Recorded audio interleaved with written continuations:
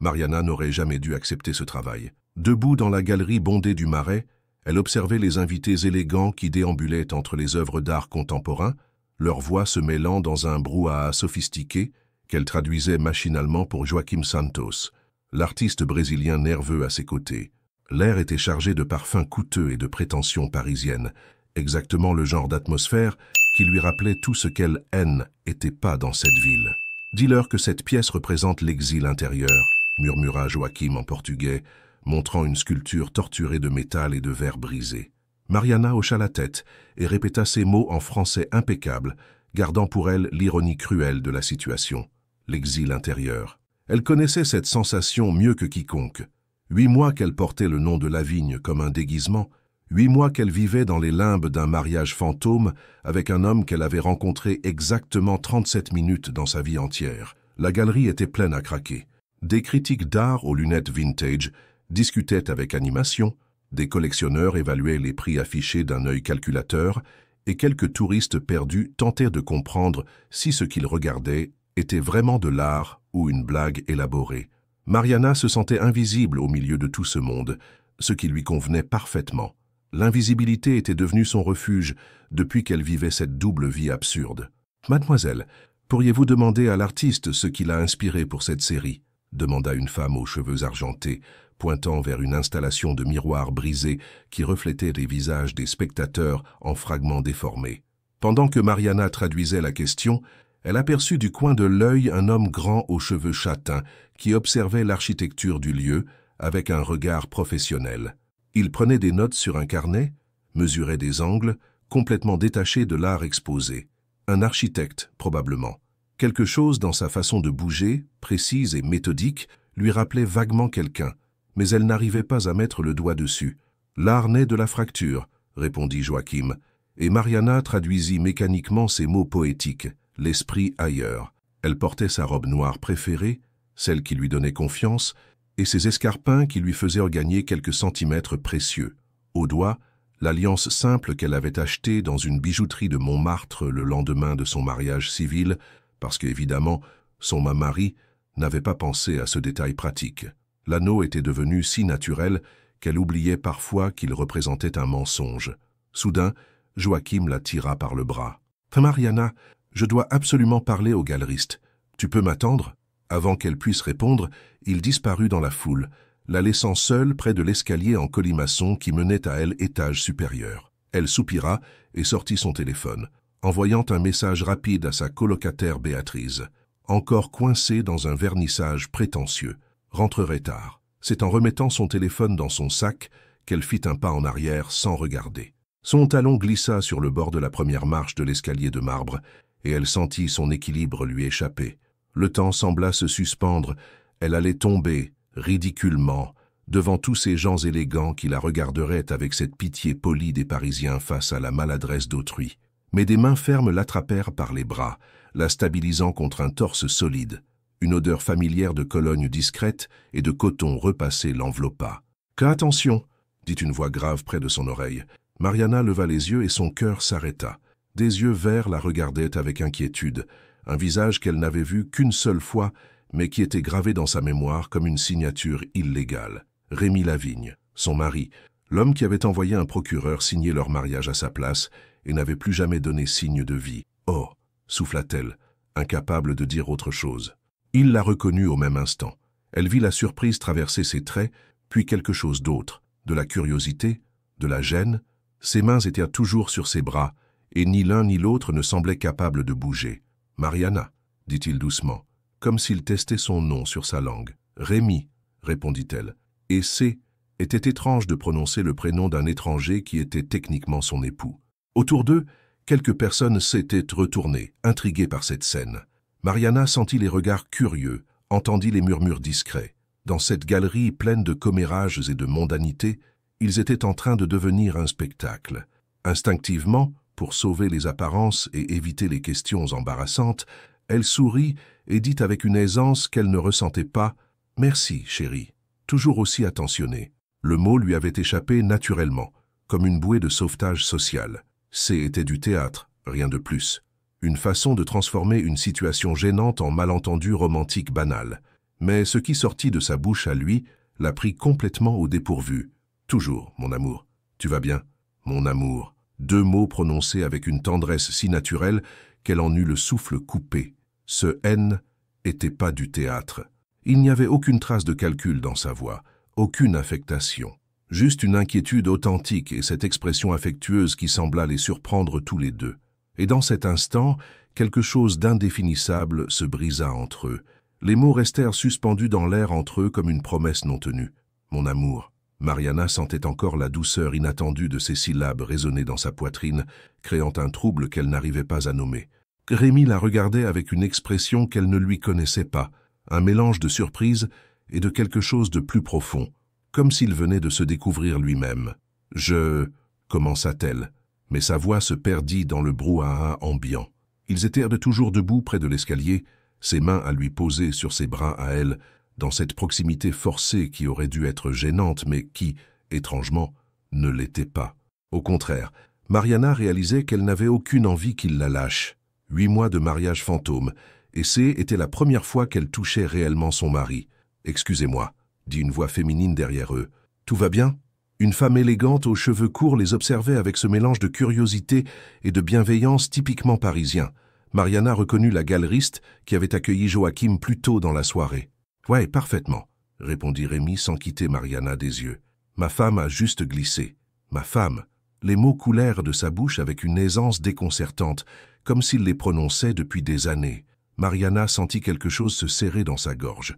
Sur le papier, C était la vérité. Dans la réalité, C était la première fois qu'elle entendait quelqu'un la présenter ainsi. « Oh, comme c'est mignon. Vous formez un si beau couple », sourit la galeriste avant de s'éloigner. Le silence retomba entre eux, plus lourd maintenant. Rémi laissa finalement retomber ses mains, mais ne recula pas. Il portait un costume sombre, impeccablement coupé. Et Mariana remarqua pour la première fois les petites rides de concentration au coin de ses yeux, le grain de beauté près de son oreille gauche, la façon dont ses cheveux étaient légèrement ébouriffés, comme s'il avait passé la main dedans. « Tu es plus petite que dans mon souvenir », dit-il doucement, et elle ne sut pas si C était une constatation ou une caresse. « Tu es plus... présent », répondit-elle, surprise par sa propre franchise. Un sourire fugace passa sur les lèvres de Rémi. « Présent, c'est un reproche ? C'est un constat. » Elle ajusta son sac sur son épaule, un geste nerveux qu'elle faisait toujours quand une situation lui échappait. « Qu'est-ce que tu fais ici ? » ?»« Je travaille. Enfin, j'y évalue l'espace pour un projet de rénovation. » Il désigna son carnet de notes. « Et toi ? » ?»« Je traduis pour un artiste brésilien. » Elle hésita, puis ajouta « C'est mon travail. » « Je sais. » Cette réponse la surprit. « Tu sais ? J'ai peut-être fait quelques recherches après notre arrangement. » Il eut, elle, élégance de paraître légèrement embarrassée. « Pour m'assurer que tu étais fiable. » Mariana ne savait pas si elle devait être flattée ou offensée. « Et ton verdict ? Traductrice freelance, diplômée en littérature comparée de la Sorbonne, spécialisée en portugais-français. Née à São Paulo, arrivée en France il y a 3 ans pour un master. Aucun casier judiciaire, aucune dette importante. » Il marqua une pause. « Tu vis seul dans un petit appartement rue Le Pic à Montmartre. Tu prends le métro ligne 12 tous les matins pour aller à la bibliothèque Sainte-Geneviève. Tu achètes ton café chez Hassan, le marchand syrien du coin de ta rue. » Le sang de Mariana se glaça dans ses veines. « Tu m'as fait suivre. »« Non. » Il leva les mains dans un geste d'apaisement. « Non, bien sûr que non. C'était juste des informations basiques pour les papiers du mariage.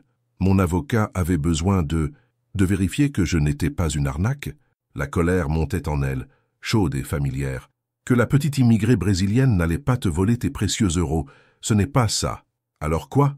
Rémi passa une main dans ses cheveux, confirmant l'intuition de Mariana sur ce geste de énervement. « Je ne sais pas, d'accord ?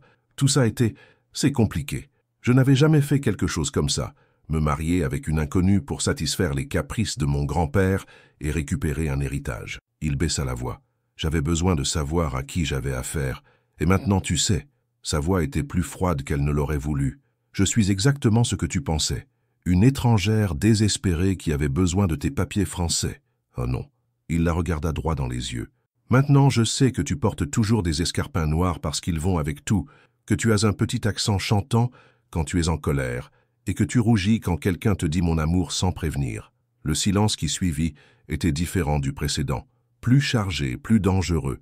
Pourquoi tu as dit ça » murmura-t-elle. « Quoi, mon amour, pourquoi tu as dit ça » Rémi la regarda longuement, comme s'il cherchait une réponse qu'il ne trouvait pas. « Je ne sais pas, ça m'a échappé, ça t'a échappé. Oui, comme si c'est était naturel, comme si c'est était naturel, confirma-t-il, et sa voix était si basse qu'elle dut se pencher pour l'entendre. Mariana sentit quelque chose bouger dans sa poitrine, quelque chose de chaud et de terrifiant à la fois. C'est était exactement le genre de complications qu'elle avait voulu éviter en acceptant ce mariage arrangé. Les sentiments haine étaient le pas prévu au programme. Les sentiments haine n'étaient pas dans le contrat. « Mariana, te voilà !» La voix de Joachim brisa le moment comme un verre qui se casse. L'artiste brésilien apparut à côté d'eux, tout sourire et gesticulation. « Le galeriste veut acheter 3 pièces. Tu peux venir traduire les détails du contrat ?» Elle cligna des yeux, revenant brutalement à la réalité. « Oui, bien sûr. » En se tournant vers Rémi, elle réalisa qu'elle ne savait pas comment lui dire au revoir. Ils n'étaient ni amis, ni amants, ni vraiment mari et femme. Ils étaient dans les limbes d'une relation qui n'avait pas de nom. « À bientôt !»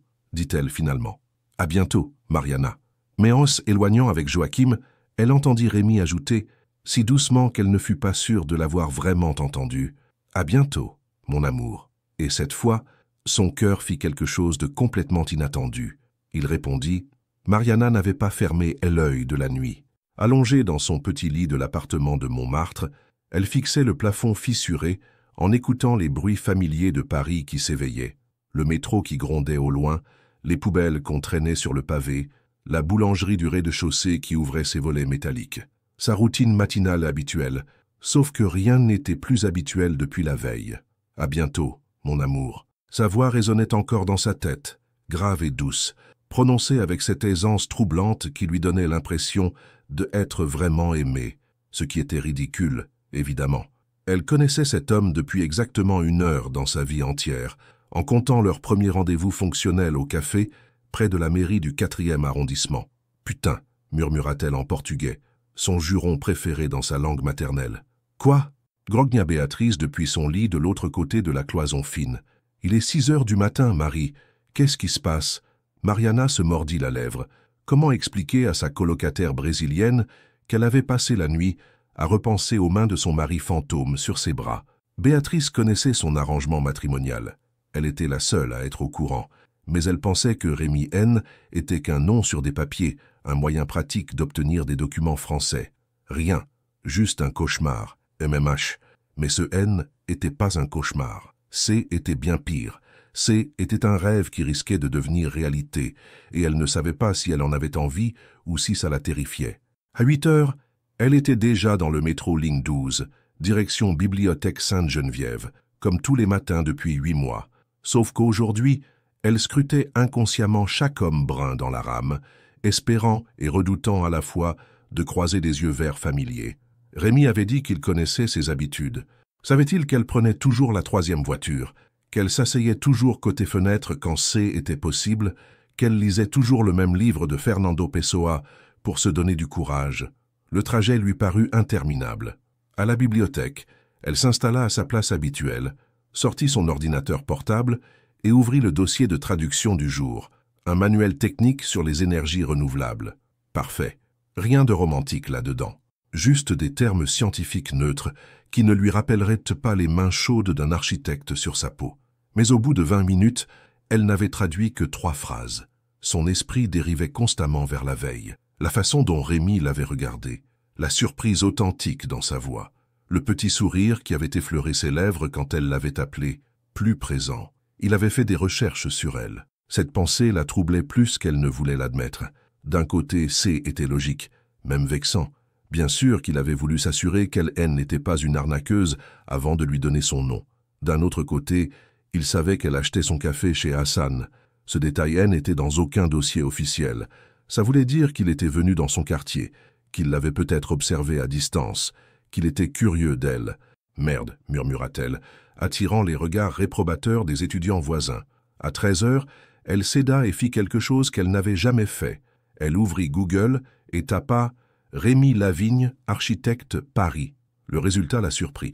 Une douzaine d'articles mentionnaient son travail sur des projets de rénovation urbaine. Plusieurs photos le montraient en costume sérieux et professionnel. serrant la main à des politiques ou présentant des maquettes. Il était plus connu qu'elle ne l'avait imaginé. Un architecte respecté, spécialisé dans la transformation d'espaces industriels en logements sociaux. Il aide les gens à avoir un toit, comme moi, finalement. Cette pensée la frappa avec une force inattendue. Il en était peut-être pas si différent. Lui transformait des espaces abandonnés en foyers. Elle transformait des mots d'une langue à l'autre pour que les gens se comprennent. Ils étaient tous les deux des constructeurs de ponts, chacun à sa façon. Sur la dernière photo, prise lors d'une conférence sur l'habitat durable, Rémi souriait légèrement à l'objectif. Pas le sourire commercial qu'elle voyait sur les autres photos, mais quelque chose de plus naturel, plus proche de l'expression qu'il avait eue la veille quand il l'avait appelé mon amour. Son téléphone vibra. Un email de Remi Lavigne, Archiagmail, comme A. M. Vasconcelos. Traducmail con objet. Hier soir, Mariana. J'espère que tu as bien fini ta soirée avec l'artiste brésilien. Je voulais m'excuser si je t'ai mise mal à l'aise hier. Ce N n'était pas mon intention. J'ai réfléchi à notre conversation. Tu as raison. Je n'aurais pas dû faire de recherche sur toi sans te prévenir. C était indiscret, même si C était par précaution. Si tu es d'accord, j'aimerais qu'on se revoie. Pas pour les papiers ou les obligations légales. Juste pour apprendre à se connaître. Nous sommes mariés sur le papier depuis 8 mois, mais nous sommes des étrangers. Ça me semble étrange maintenant. Si ça t'intéresse, je connais un petit café dans le 11e, loin des regards indiscrets. Samedi, 15h. Rémi, P.S. Tu peux dire non. Je comprendrai. Mariana relut le message 3 fois, puis une 4e. Puis elle ferma son ordinateur, rassembla ses affaires et quitta la bibliothèque précipitamment, sous le regard étonné du gardien qui la voyait partir si tôt pour la première fois en 8 mois. Dans le métro du retour, elle tenait son téléphone comme un objet brûlant. Une partie d'elle voulait répondre immédiatement. Une autre partie lui disait de supprimer le message et de faire comme si rien ne s'était passé. Apprendre à se connaître. Ces mots résonnaient étrangement. Ils suggéraient quelque chose de plus profond qu'une simple obligation administrative. Ils suggéraient une possibilité qu'elle n'avait jamais envisagée. Et si leur mariage de convenance pouvait devenir autre chose? De retour dans l'appartement, elle s'assit sur son lit et ouvrit le message de réponse. Ses doigts restèrent suspendus au-dessus de l'écran pendant de longues minutes. Finalement, elle écrivit « Rémi, samedi, 15h. C'est parfait.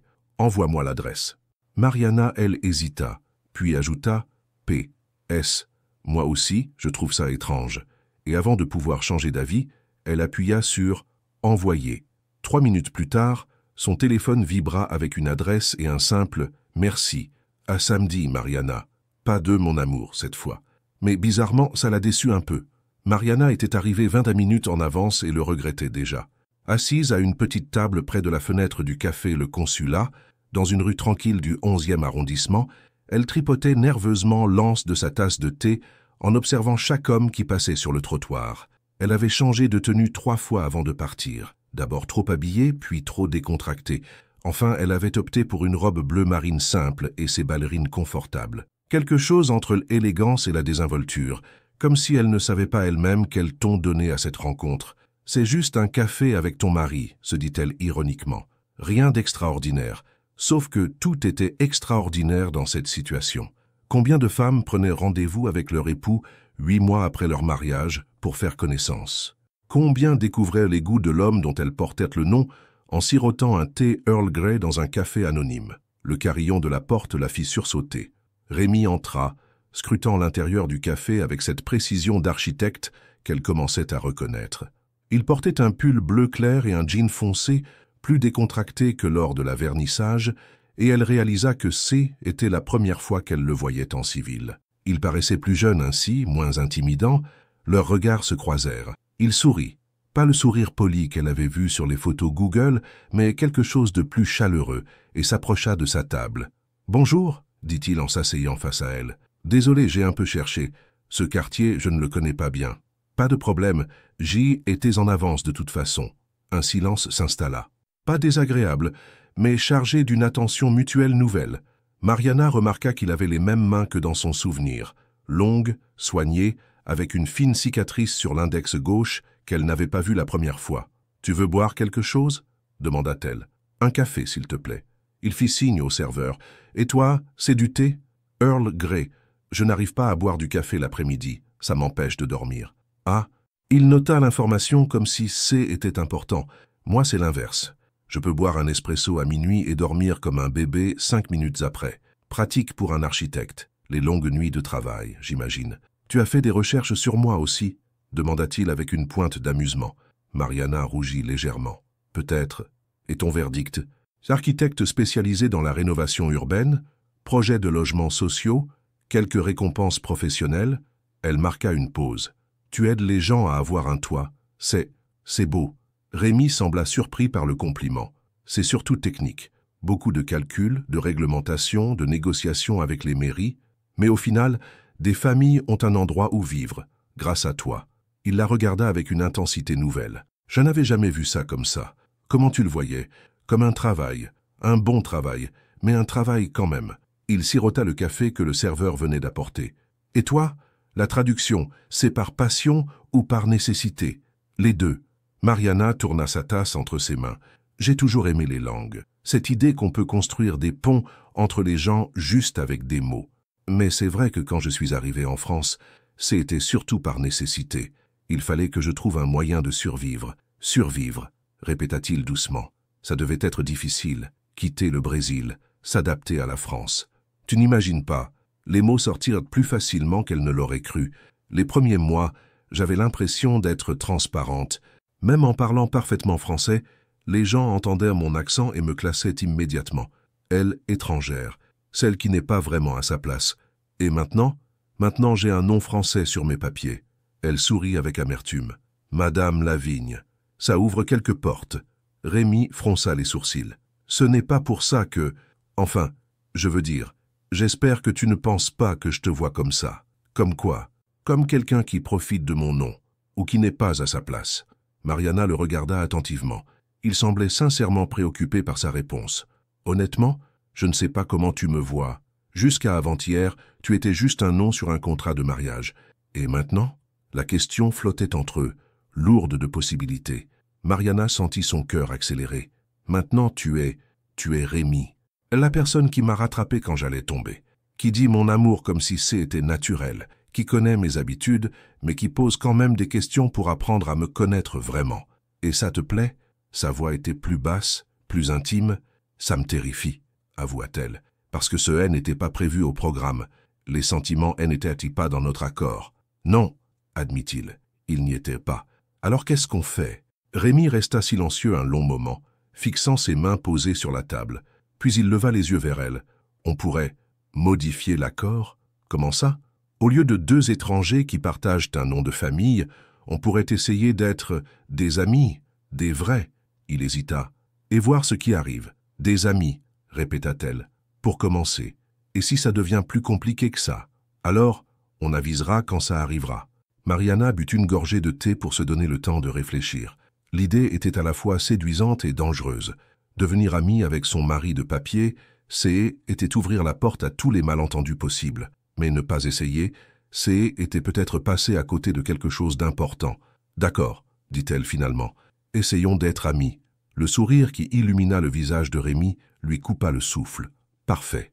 Alors, Mariana Lavigne, raconte-moi quelque chose sur toi que Google ne m'a pas appris. Mariana Vasconcelos Lavigne, corrigea-t-elle automatiquement. Tu as gardé ton nom de famille? Officiellement, non. Mais dans ma tête, oui. Elle lui rendit son sourire. Et toi, Rémi Lavigne, raconte-moi pourquoi tu avais besoin de te marier pour avoir ton héritage. Ton grand-père est si vieux jeu que ça? Pire encore, rit-il. Il pense que les hommes célibataires après 30 ans sont soit des coureurs incorrigibles, soit des cases perdues pour la société. Et pour la première fois depuis 8 mois, Mariana eut l'impression de parler à son mari, et ça lui plaisait bien plus qu'elle ne voulait l'admettre. 3 semaines plus tard, Mariana se surprit à sourire en lisant le message de Rémi. « Tu as vu l'expo Frida Kahlo au Palais Galliera?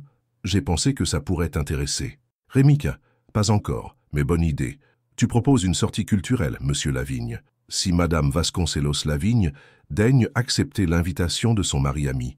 Mariana Ami, corrigea-t-elle avec un emoji souriant, et elle envoya le message avant de réaliser qu'elle flirtait. Était-ce du flirt? Elle n'en était plus sûre. Depuis leur café au consulat, Ils s'écrivaient presque quotidiennement. Des messages légers au début, recommandations de restaurants, photos de leurs quartiers respectifs, commentaires sur l'actualité. Puis ils avaient commencé à partager des détails plus personnels. Rémi lui envoyait des photos de ses chantiers. Elle lui racontait ses traductions les plus absurdes. Il lui demandait des conseils pour commander en portugais dans un restaurant brésilien de Belleville. Elle le taquinait sur son obsession pour l'architecture soviétique.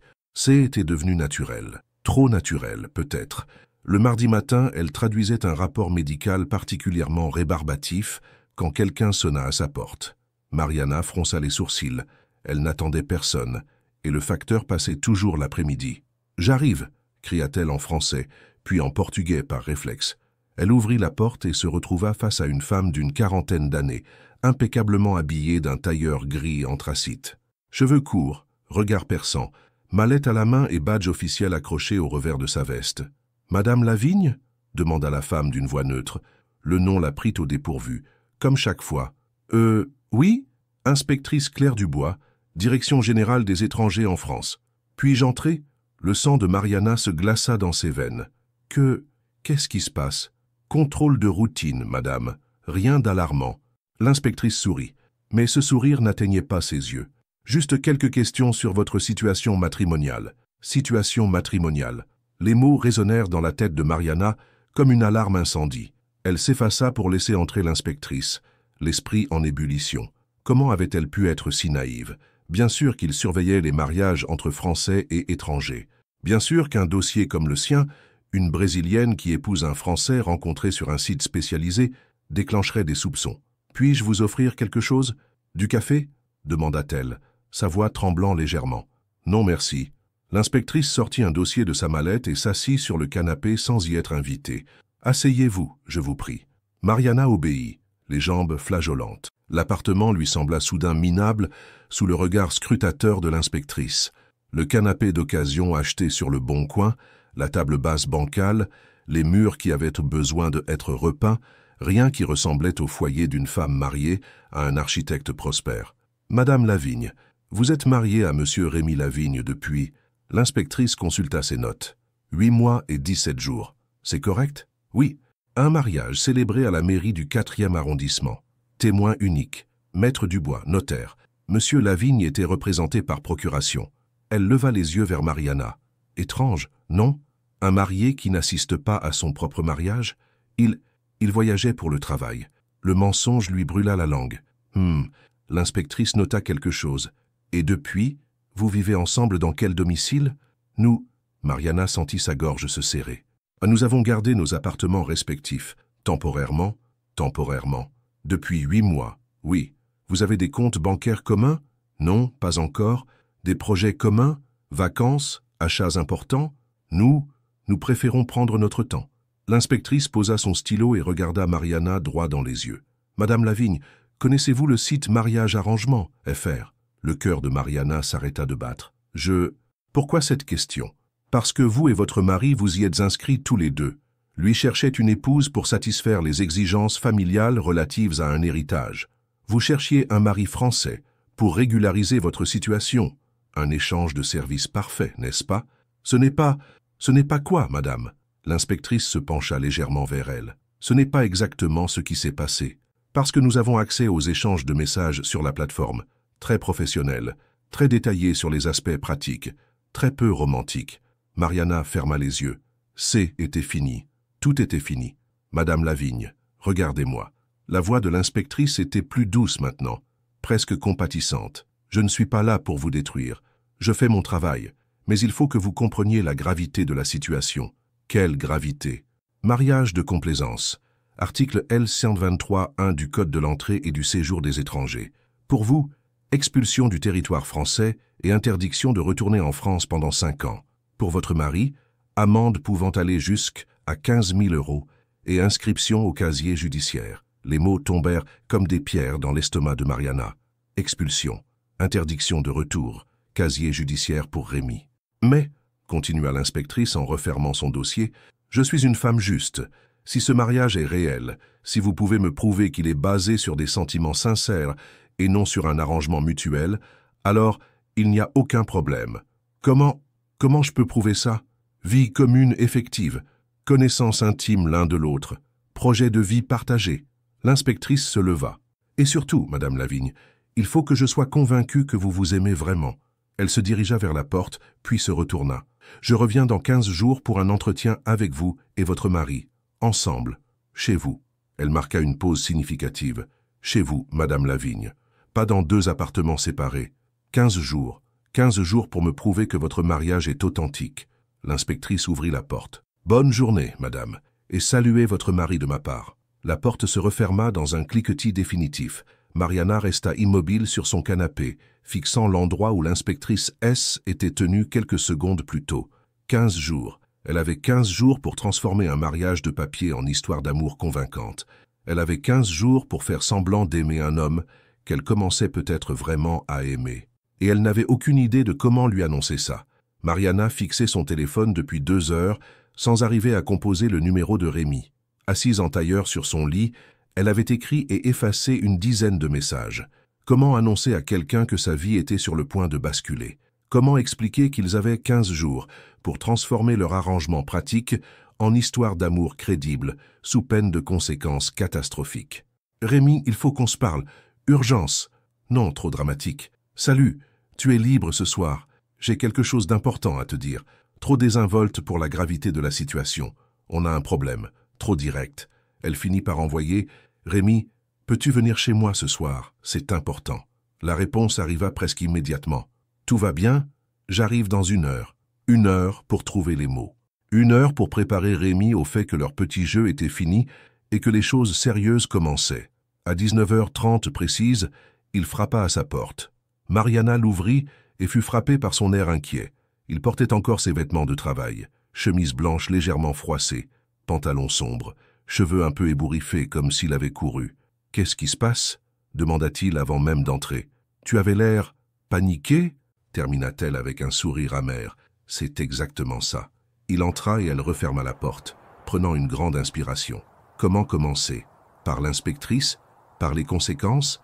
Par l'urgence de la situation? « Assieds-toi » dit-elle. « Il faut que je te raconte quelque chose. » Rémi s'installa sur le canapé, et elle remarqua qu'il choisit automatiquement la place où l'inspectrice S était assise le matin même. L'ironie de la situation lui serra la gorge. « Ce matin, j'ai eu la visite d'une inspectrice de la Direction générale des étrangers en France. » Le visage de Rémi se figea. « Une inspectrice? Claire Dubois.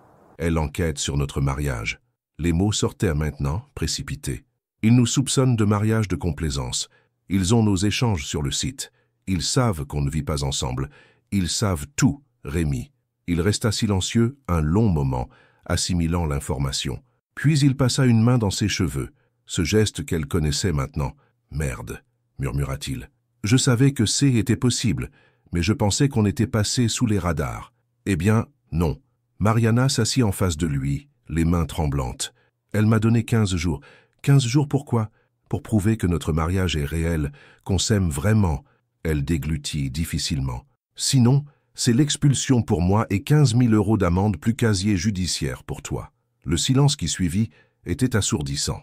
Rémi la regardait fixement et elle ne savait pas s'il était en colère, effrayé ou juste sous le choc. 15 jours, répéta-t-il lentement. 15 jours pour devenir un vrai couple, du moins en apparence. Elle tordit ses mains sur ses genoux. « Rémi, je suis désolé. Je ne pensais pas que ça arriverait. Je ne voulais pas t'entraîner dans... » « Stop !» Il leva une main. « Arrête de t'excuser. On était 2 dans cette histoire. On savait tous les 2 que C était un risque. Oui, mais maintenant c'est réel. Et si on se fait prendre, tu auras un casier judiciaire. Ça peut ruiner ta carrière. Et toi, tu seras expulsé. » Il la regarda intensément. « Où tu iras? Au Brésil ?» La question la frappa comme une gifle. Elle n'y avait même pas pensé. Retourner au Brésil après 3 ans en France, retrouver sa vie d'avant. Comme si rien ne s'était passé. L'idée lui paraissait impossible. Je ne sais pas. Rémi se leva et commença à faire les 100 pas dans le petit salon. Qu'est-ce qu'elle veut exactement? Comme preuve. Vie commune effective, connaissance intime l'un de l'autre, projet de vie partagé. Mariana récita les mots de l'inspectrice comme une leçon apprise par cœur. Et surtout, elle veut être convaincue qu'on s'aime vraiment. D'accord. Il s'arrêta devant elle. Alors on va le faire. Quoi? On va lui prouver qu'on s'aime. Sa voix était déterminée maintenant. Vie commune. Je déménage ici dès demain. Connaissance intime. On va apprendre tout l'un sur l'autre. Projet de vie? On en inventera un. Mariana le regarda, abasourdie. Tu es sérieux? Complètement sérieux. Il s'agenouilla devant elle, prenant ses mains dans les siennes. Mariana, je ne vais pas te laisser te faire expulser parce qu'on a eu la malchance de tomber sur une enquête, et je ne vais certainement pas laisser mes propres problèmes familiaux ruiner ta vie. Mais Rémi, elle sentait les larmes monter. Et si on n'y arrive pas? Et si elle n'est pas convaincue? Alors, on aura essayé. Il serra ses mains plus fort. Mais je pense qu'on peut y arriver. Comment tu peux en être si sûr? Il hésita, puis dit doucement, parce que ce ne sera peut-être pas entièrement du théâtre. Les mots flottèrent entre eux, lourds de sens. Mariana sentit son cœur s'emballer. Qu'est-ce que tu veux dire? Je veux dire que ces dernières semaines, nos messages, nos conversations, il chercha ses mots. Je veux dire que j'ai commencé à t'apprécier, vraiment, pas juste comme la solution à mon problème d'héritage, comme Mariana. Elle le regarda dans les yeux, cherchant un signe de mensonge, de calcul. Elle ne trouva que de la sincérité et quelque chose qui ressemblait dangereusement à de la tendresse. Moi aussi, murmura-t-elle, j'ai commencé à t'apprécier. Alors peut-être que ce ne sera pas si difficile de convaincre l'inspectrice qu'on s'aime. Il sourit, le premier sourire de la soirée. Peut-être qu'on découvrira que c'est vrai en cours de route. Et si c'est le contraire? Demanda-t-elle, sa peur la plus profonde remontant à la surface. Et si en vivant ensemble, on découvre qu'on ne se supporte pas? Alors on sera fixé. Il se redressa et s'assit à côté d'elle sur le canapé. Mariana, regarde-moi. Elle obéit. Dans 15 jours, quoi qu'il arrive, on saura exactement ce qu'on ressent l'un pour l'autre. Plus de doute, plus d'incertitude. Soit on se sépare après avoir sauvé nos peaux, soit on découvre qu'on était fait pour être ensemble depuis le début. Et malgré la peur, malgré l'incertitude, malgré l'énormité de ce qui les attendait, Mariana sentit quelque chose s'épanouir dans sa poitrine, de l'espoir. « D'accord, dit-elle. « Essayons, essayons, répéta-t-il. Et quand il l'embrassa sur la joue pour sceller leur accord, elle eut l'impression que leur vraie histoire ne faisait que commencer. Le lendemain matin, Rémi sonna à la porte avec 2 valises, un sac de voyage et une expression déterminée. « Bonjour, ma chérie », dit-il en l'embrassant sur la joue avec une théâtralité évidente. « On ne sait jamais qui nous observe. » Mariana sourit malgré sa nervosité. « Bonjour, mon amour. » Les mots sortaient plus facilement maintenant, comme s'ils s'habituaient à cette nouvelle version d'eux-mêmes. Il entra et déposa ses affaires dans le petit salon, regardant autour de lui avec l'œil professionnel qu'elle commençait à connaître. L'appartement lui sembla soudain ridiculement petit, 42 mètres carrés qui avaient été parfaits pour une personne seule, mais qui paraissaient maintenant microscopiques pour 2 adultes qui allaient devoir jouer les amoureux. « C'est coquet, dit-il diplomatiquement. « C'est minuscule, corrigea Mariana. Tu es sûr que tu peux supporter ça pendant 2 semaines? J'ai vécu dans des studios plus petits quand j'y étais étudiant. » Il ouvrit une de ses valises. « Et puis, les vrais couples font des compromis, non ?» Elle le regarda sortir ses vêtements avec des gestes précis, méthodiques. Des chemises impeccablement pliées, des pulls de cachemire, des chaussettes roulées par paires. Tout l'opposé de sa propre façon chaotique de ranger ses affaires. « Tu peux prendre la moitié de l'armoire, » dit-elle. « Et j'ai vidé 2 tiroirs de la commode. Merci. » Il hésita. « Pour le lit, j'ai acheté un matelas gonflable. Tu peux dormir dans le salon. » « D'accord. » Il sembla soulagé. « Mais il faudra qu'on fasse attention si l'inspectrice revient à l'improviste. Les vrais couples partagent un lit. » L'idée de partager son lit avec Rémi fit quelque chose de étrange dans le ventre de Mariana. Quelque chose entre la panique et l'anticipation. « On verra le moment venu, » dit-elle rapidement. Le premier jour fut bizarre. Ils se croisaient dans l'appartement en murmurant des pardons polis, se disputaient gentiment l'accès à la salle de bain minuscule et découvraient leurs habitudes respectives avec une curiosité mêlée de gêne. Rémi buvait son café dans de vraies tasses, pas dans des mugs. Il faisait son lit au carré, même quand C était un matelas gonflable posé sur le sol. Il lisait les journaux sur sa tablette en prenant des notes dans un carnet qu'il gardait toujours à portée de main. Mariana chantonnait sous la douche en portugais. Elle mangeait debout dans la cuisine en lisant ses emails. Elle laissait traîner ses livres partout et avait la fâcheuse habitude de parler toute seule quand elle traduisait. « Tu sais que tu dis merda au moins 10 fois par heure ?» lui demanda-t-il le 2e jour en souriant. « C'est pas vrai, » protesta-t-elle, puis elle réfléchit. « D'accord, peut-être. C'est quand je bute sur une traduction difficile. Et tu chantes toujours les mêmes chansons sous la douche ?» Elle rougit. « Tu m'entends? Les murs sont fins, Il haussa les épaules. C'est joli. C'est quoi ces chansons? Du MPB, Música Popular Brasileira. Elle hésita, puis ajouta, ça me rappelle chez moi. Tiens, tu as le mal du pays. Parfois, elle s'assit à côté de lui sur le canapé. Pas du Brésil en général, mais de ma famille, de ma mère qui me manque tous les jours, de mon frère qui m'envoie des photos de ses enfants que je ne connais que par Skype. Rémi la regarda avec une attention nouvelle. C'est pour ça que l'expulsion te terrifie autant? C'est compliqué. Elle ramena ses jambes sous elle. Si je retourne au Brésil maintenant, j'aurai l'impression d'avoir échoué, comme si ces 3 années en France n'avaient servi à rien. Mais en même temps, je ne peux pas rentrer voir ma famille parce que je n'ai pas de visa de retour garanti. Je suis coincé entre 2 pays, sans vraiment appartenir à aucun. Tu appartiens ici, dit-il doucement. Tu parles français, mieux que la moitié des Parisiens. Tu connais cette ville par cœur. Tu as construit ta vie ici. Avec de faux papiers, avec mes papiers. Il la corrigea gentiment, qui sont aussi les tiens maintenant. Le 3e jour, Mariana découvrit que Rémi cuisinait. Vraiment cuisinait. Pas juste réchauffer des plats préparés ou faire des pâtes, mais préparer de vrais repas avec des ingrédients frais achetés au marché. Tu n'es pas obligé, dit-elle, en le regardant émincer des légumes avec une précision chirurgicale. Je peux très bien me contenter de... T'as quoi? Il leva les yeux vers elle. Des barres de céréales que tu manges debout au petit déjeuner? Comment tu sais ça? J'observe. Il sourit. C'est mon métier d'observer les espaces et comment les gens les habitent. Et qu'est-ce que tu observes sur moi? Que tu ne prends pas assez soin de toi, que tu travailles trop, que tu manges mal parce que tu es toujours pressé. Il fit revenir les légumes dans la poêle. Oh, que tu mérites mieux que des barres de céréales. Cette nuit-là, Mariana resta longtemps éveillée, écoutant la respiration régulière de Rémi dans le salon. Il avait préparé un risotto aux champignons qui était probablement le meilleur repas qu'elle ait pris depuis des mois. Ils avaient mangé en parlant de leur famille, de leurs rêves d'enfants, de leurs projets professionnels, comme un vrai couple. Le 4e jour, ils faillirent se disputer pour la première fois. « Tu ne peux pas laisser tes chaussures au milieu du passage !» s'exclama Mariana après avoir trébuché sur les mocassins de Rémi. « Et toi, tu ne peux pas laisser tes dictionnaires ouverts partout !» répliqua-t-il. « J'ai failli renverser mon café sur ton Larousse ce matin. » Ils se regardèrent, surpris par leur propre véhémence. Puis Rémi éclata de rire. « On se dispute comme un vieux couple, dit-il. « C'est exactement ce qu'on est censé être, répondit Mariana, et elle rit aussi. Le 5e jour, l'inspectrice Dubois sonna à la porte sans prévenir. Rémi était sous la douche. Mariana traduisait en pyjama sur le canapé, ses cheveux en bataille, une tasse de thé froid à la main.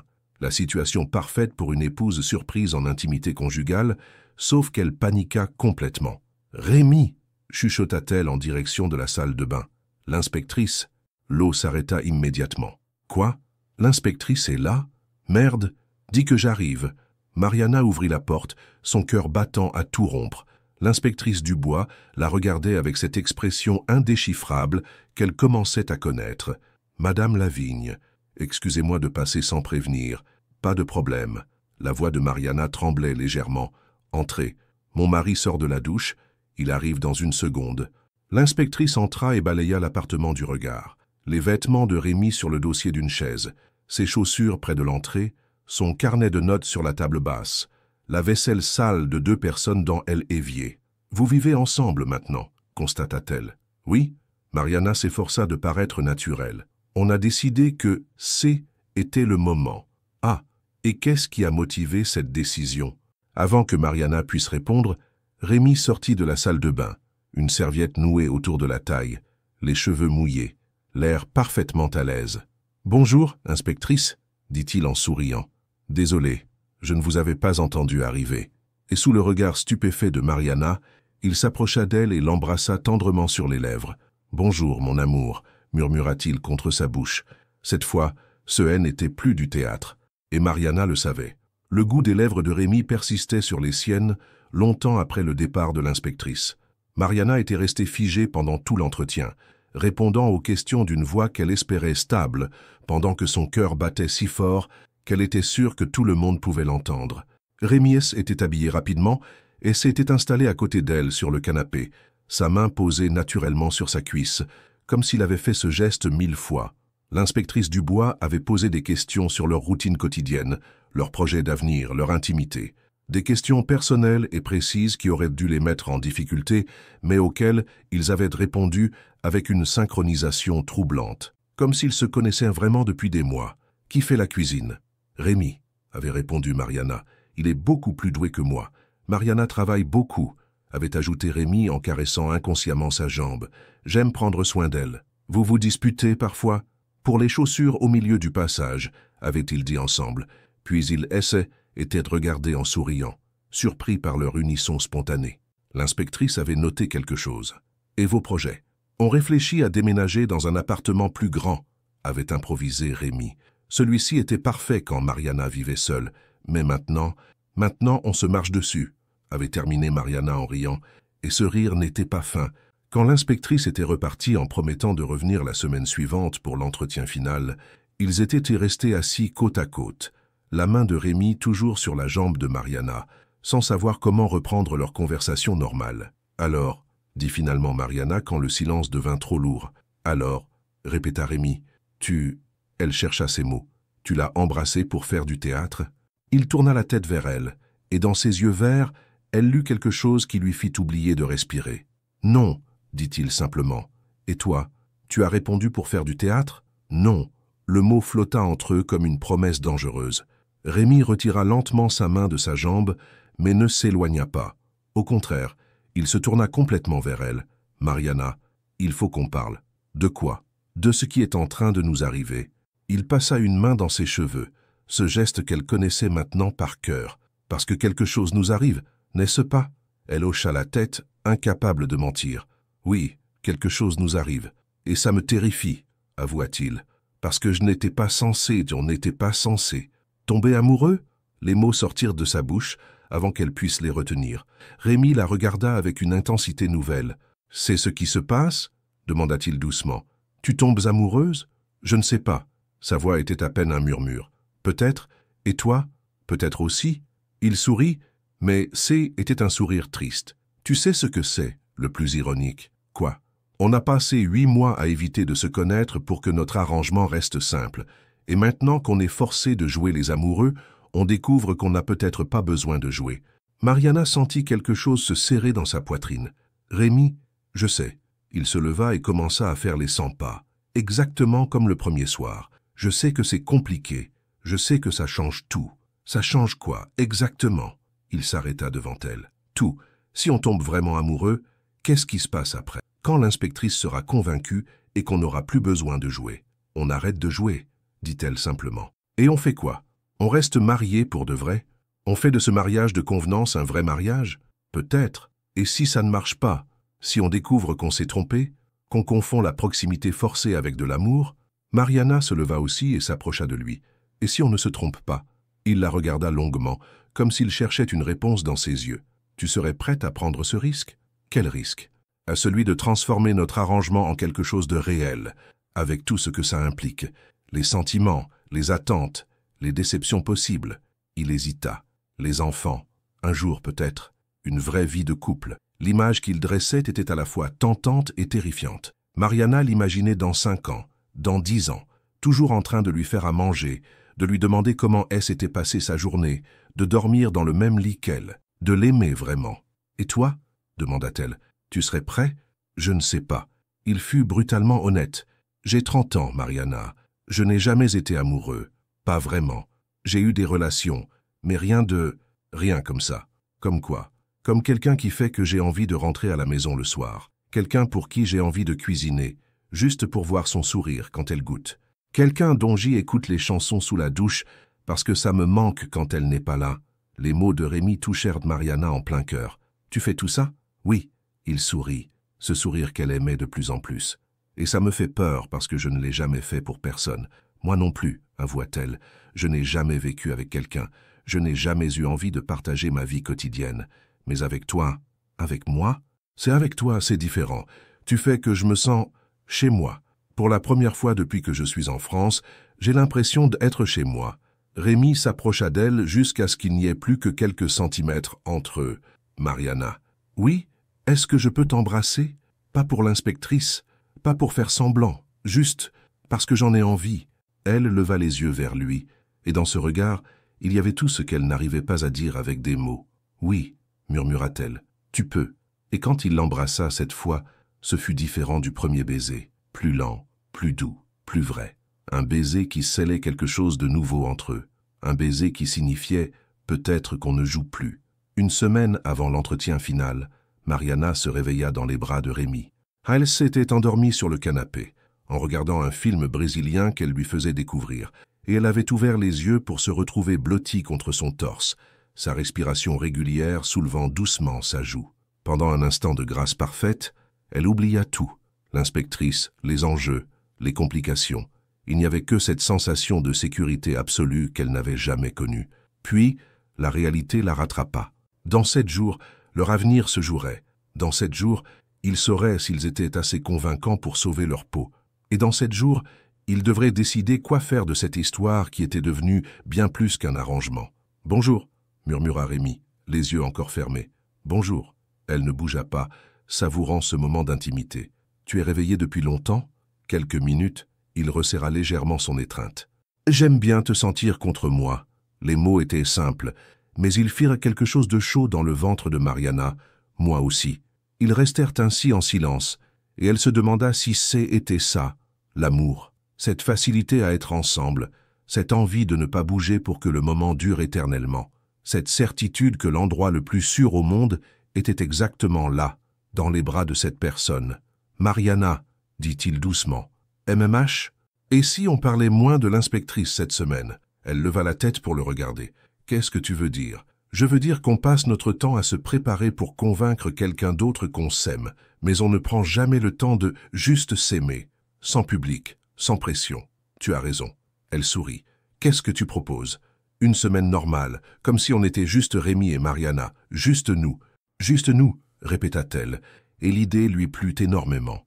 Cette semaine-là fut différente de toutes les autres. Ils arrêtèrent de jouer les amoureux et commencèrent simplement à l'être. Rémi l'emmena visiter des chantiers qu'il dirigeait, et elle traduisit pour lui des poèmes brésiliens qu'elle aimait.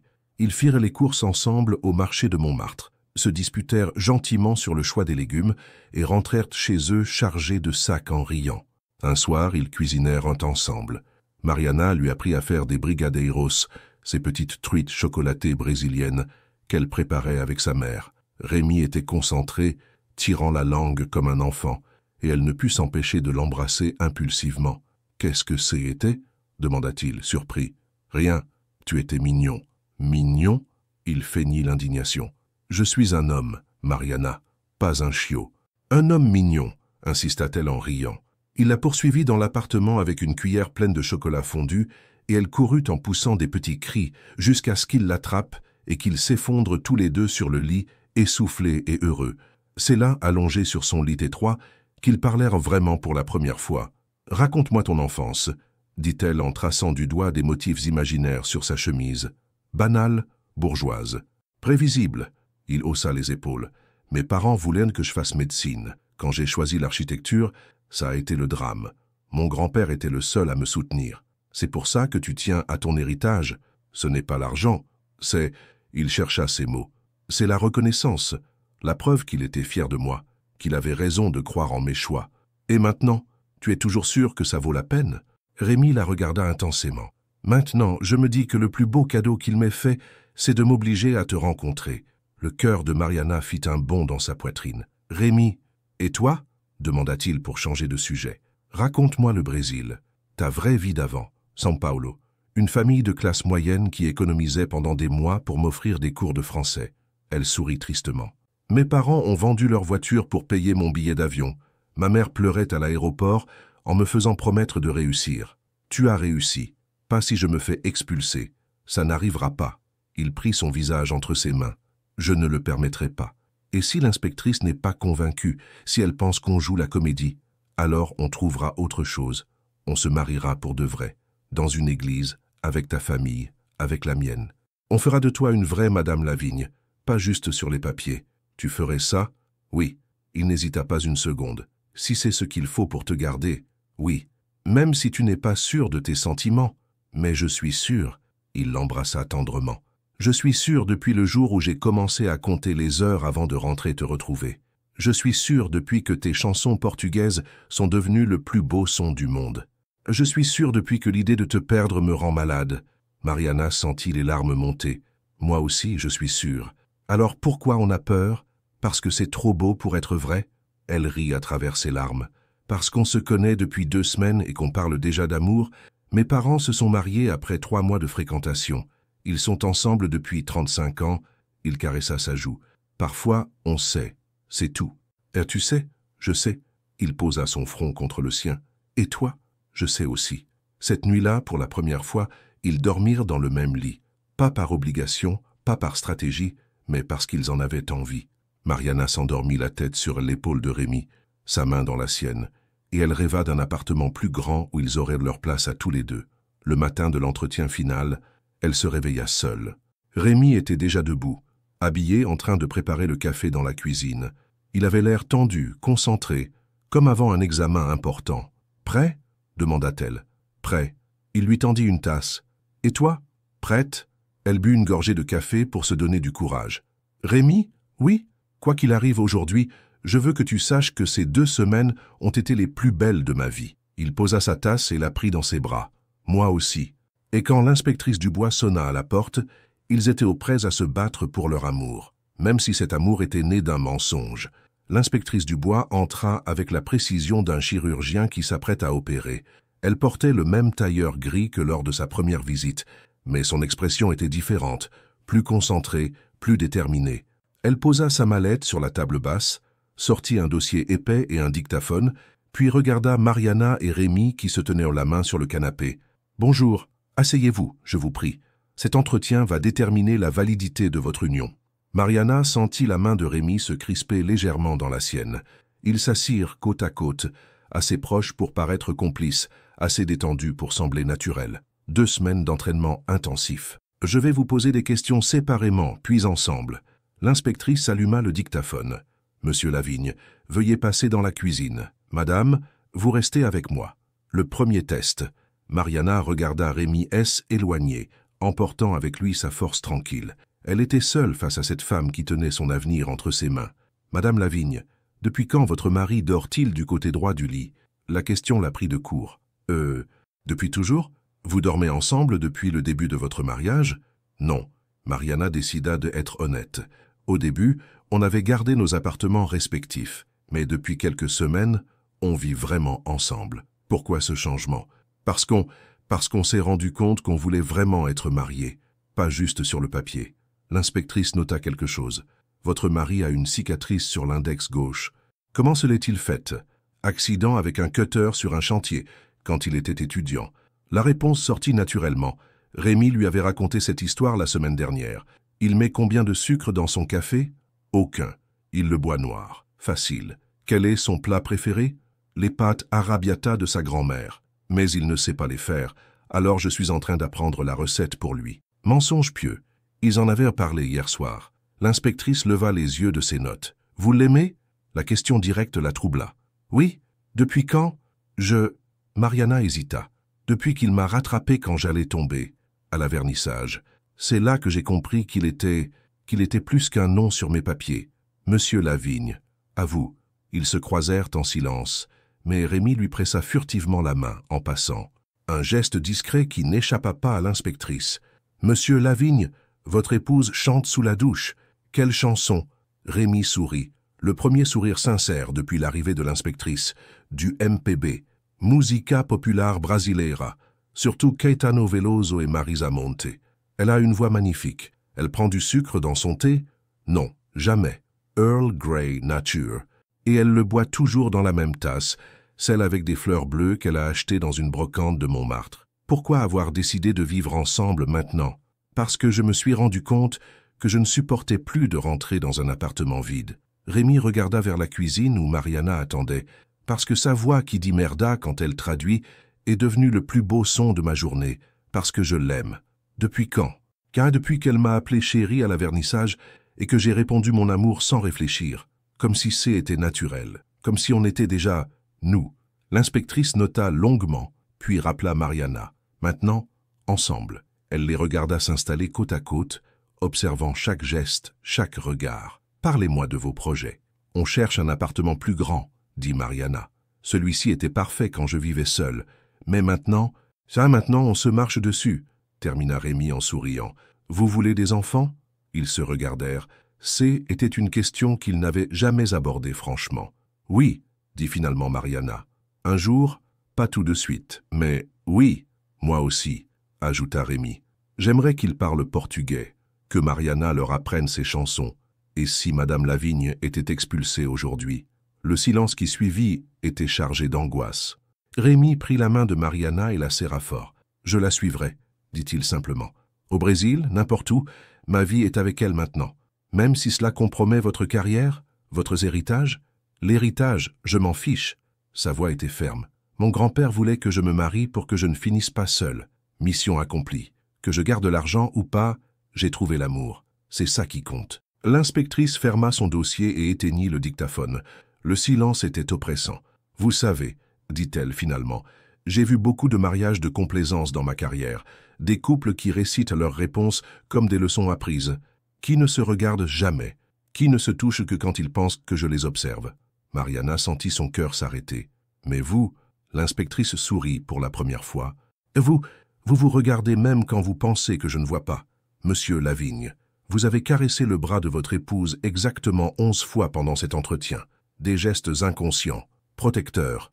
Madame Lavigne, vous avez souri chaque fois qu'il parlait, même quand il ne vous regardait pas. » Elle se leva et rangea ses affaires. « Votre mariage a peut-être commencé comme un arrangement, mais ce n'est plus le cas. Vous êtes tombés amoureux pour de vrai. Ça se voit, ça s'entend, ça se sent. »« Alors ?» demanda Mariana d'une voix tremblante. « Alors votre dossier est classé. Votre mariage est reconnu comme authentique. » L'inspectrice se dirigea vers la porte. « Félicitations, vous êtes officiellement un vrai couple. » Quand la porte se referma, Mariana et Rémi restèrent figés quelques secondes, n'osant pas y croire. Puis Rémi poussa un cri de joie et la souleva dans ses bras, la faisant tourner comme dans les films romantiques qu'elle regardait en cachette. « On a réussi !» cria-t-il. « On a réussi! On a réussi !» répéta-t-elle en riant et en pleurant à la fois. Et quand il la reposa et l'embrassa passionnément, elle sut qu'ils avaient gagné bien plus qu'un simple droit de rester en France. Ils avaient gagné le droit de s'aimer librement. Enfin, 1 an plus tard, Mariana se tenait devant le même escalier de marbre de la galerie du Marais. Mais cette fois, elle ne risquait plus de tomber. Cette fois, elle tenait fermement la main de Rémi, et tous deux souriaient en regardant l'affiche de l'exposition. Joaquim Santos, l'exil retrouvé. L'artiste brésilien qu'elle avait traduit ce soir-là avait finalement percé, et ils étaient venus célébrer son succès. « Tu te souviens ?» murmura Rémi à son oreille. « Comment oublier ?» Elle porta sa main libre à ses lèvres et embrassa l'alliance en or blanc qu'elle portait maintenant, pas achetée en solitaire dans une bijouterie de Montmartre, mais choisie ensemble dans une petite boutique de Saint-Germain. « C'est ici que tout a commencé. »« Non, » la corrigea-t-il doucement. « C'est ici que tout a changé. Ça a commencé bien avant. » Il avait raison. Ça avait commencé le jour où elle avait tapé « Mariage Arrangement France » sur Google, désespérée et pleine d'espoir à la fois. Ça avait commencé le jour où il avait décidé de défier son grand-père en trouvant une épouse sur Internet. Ça avait commencé dans leur solitude respective, qui s'étaient reconnus sans qu'ils le sachent. Ils entrèrent dans la galerie, et Mariana fut frappée par les regards qui se tournaient vers eux. Pas les regards curieux de l'année dernière, mais des sourires chaleureux de reconnaissance. Ils étaient devenus les Lavigne, ce couple qu'on invitait ensemble, qui arrivait ensemble, qui repartait ensemble. Cette évidence qui avait mis si longtemps à naître. Mariana, Rémi. Joachim se précipita vers eux, radieux. « Mes sauveurs, sans vous, je n'aurais jamais. »« Tu exagères, » rit Mariana en l'embrassant. « C'est ton talent qui t'a mené ici. »« Ça, peut-être, mais c'est votre histoire qui m'a inspiré. » Il désigna une toile dans le fond de la salle. « Regardez. » Sur la toile, 2 silhouettes se tenaient sur un escalier. L'une tendait la main vers l'autre qui semblait tomber. Mais au lieu de la peur, on lisait la confiance dans leur corps. Au lieu de la chute, on voyait elle élan vers l'autre. Elle œuvre s'intitulait « Mon amour ». « Tu nous as peint », souffla Mariana, émue. « J'ai peint l'instant où j'ai compris ce que c'était, l'amour, en vous regardant. » Joachim sourit. « Cet instant où on tend la main sans réfléchir, où on dit « mon amour » comme si était évident. » Rémi passa son bras autour de la taille de Mariana et l'attira contre lui. « On peut l'acheter ?»« Elle est déjà vendue, » dit Joachim avec un clin d'œil. à un couple d'architectes et de traductrices. Cadeau de mariage en retard. Ça plus tard, en rentrant dans leur appartement, leur vrai appartement cette fois, avec 2 chambres, une vraie cuisine et assez de place pour les livres de Mariana et les plans de Rémi, ils accrochèrent la toile face à leur lit. « On a l'air heureux », constata Mariana en l'admirant. Elle était déjà ce soir-là. On ne le savait pas encore. Rémi l'embrassa dans le cou. « Tu sais ce qui me étonne le plus ? Quoi ? Qu'on ait failli passer à côté. Si tu n'étais pas venu à cette vernissage, si tu n'avais pas eu ce projet architectural, si tu n'avais pas glissé, si tu n'avais pas dit mon amour, ils se regardèrent, conscients de tous les hasards qui auraient pu les séparer, de toutes les coïncidences qui les avaient réunis. « Et maintenant ?» demanda-t-elle. « Qu'est-ce qui nous arrive maintenant ? Maintenant, on vit. » Il caressa sa joue. « On n'a plus besoin d'inspectrice pour nous dire qu'on s'aime. On n'a plus besoin de preuves. On n'a plus besoin de jouer. Juste vivre, juste vivre. » Il sourit, ce sourire qu'elle aimait plus que tout au monde. Ensemble. Sur la table de nuit, le téléphone de Mariana vibra. Un message de sa mère au Brésil. « Minha filha, j'ai hâte de rencontrer Rémi le mois prochain. Ton père lui prépare déjà sa cachaça préférée. » Rémi lut par-dessus son épaule. « Tu crois qu'ils vont m'aimer ? Ils t'aiment déjà. » Mariana se blottit contre lui. « Parce que tu me rends heureuse. Et parce que tu apprends le portugais en secret pour pouvoir parler avec eux. Comment tu sais ça ? J'ai trouvé tes livres cachés sous le lit. » Elle rit. « Hola, como está você ? Ton accent est horrible. Alors il faudra que tu m'apprennes. » Il l'embrassa. « Comme tu m'as appris à t'aimer. Je ne t'ai rien appris. Tu savais déjà. » « Comment je pouvais savoir ? Je ne te connaissais pas. »« Si, tu me connaissais. » Elle posa sa main sur son cœur. « Là, tu me connaissais là, depuis le premier jour. » Cette nuit-là, ils s'endormirent enlacés, sans crainte du lendemain, sans question sur l'avenir. Ils étaient chez eux, ensemble, et c'est qu'eux était tout ce qui comptait. Et si quelqu'un leur avait demandé comment ils étaient tombés amoureux, ils auraient répondu la vérité. Ils ne sont pas tombés. Ils se sont trouvés. Ils se sont reconnus. Ils se sont choisis, d'abord par nécessité, puis par envie, enfin par évidence. Et parfois, quand Mariana se réveillait la nuit et entendait la respiration paisible de Rémi à côté d'elle, elle repensait à cette fille terrorisée qui avait signé des papiers de mariage dans un bureau froid, avec un homme qu'elle ne connaissait pas. Cette fille n'aurait jamais imaginé qu'un jour, elle se réveillerait en souriant parce que l'homme dont elle portait le nom lui murmurait « Bom dia, meu amor » avec un accent français adorable. Cette fille n'aurait jamais imaginé que le plus beau mensonge de sa vie deviendrait sa plus belle vérité. Mais c'est exactement ce qui était arrivé. Et était parfait ainsi. Votre participation dans notre canal est très importante, alors laissez votre opinion dans les commentaires. Et vous, auriez-vous eu le courage d'aimer quelqu'un rencontré dans un mariage arrangé? Croyez-vous que l'amour puisse naître de n'importe quelle situation, même la plus improbable? Votre participation au canal est très importante. S'il vous plaît, laissez votre opinion dans les commentaires. Merci d'avoir regardé. Vos réactions sont très importantes pour notre travail. Laissez-nous un commentaire pour nous dire ce que vous pensez et d'où vous regardez. N'oubliez pas de vous abonner à la chaîne et d'activer les notifications pour ne rien manquer. Votre participation est très importante pour la poursuite de notre travail, alors partagez-la avec ceux qui aimeront cette histoire.